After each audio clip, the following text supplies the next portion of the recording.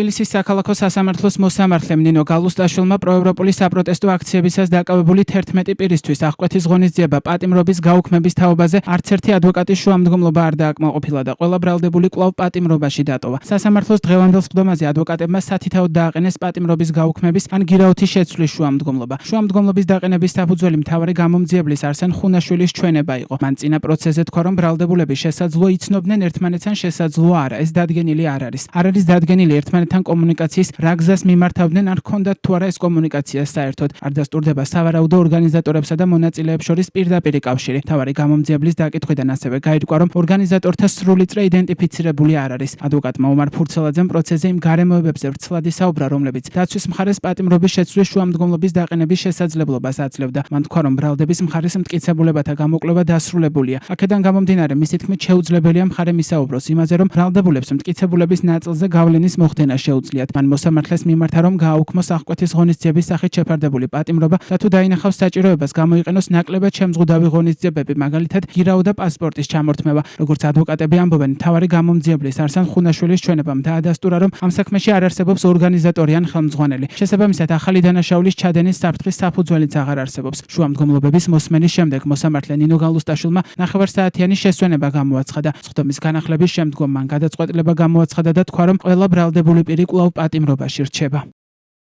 დაკავებულებს ანდრო ჭიჭინაძეს, ონისე ცხადაძეს, ჯანო არჩაიას, რუსლან სივაკოვს, ლუკა ჯაბუას, გურამ მირცხულავას, ვალერი თეთრაშვილს, გიორგი ტერიშვილს, ირაკლი ქერაშვილს, რევას კიკნაძესა და სერგეი კუხარჩუკს ჯგუფურ ძალადობაში მონაწილეობას ედავებიან. მათ 4-დან 6 წლამდე თავისუფლების აღკვეთა ემუქრებათ.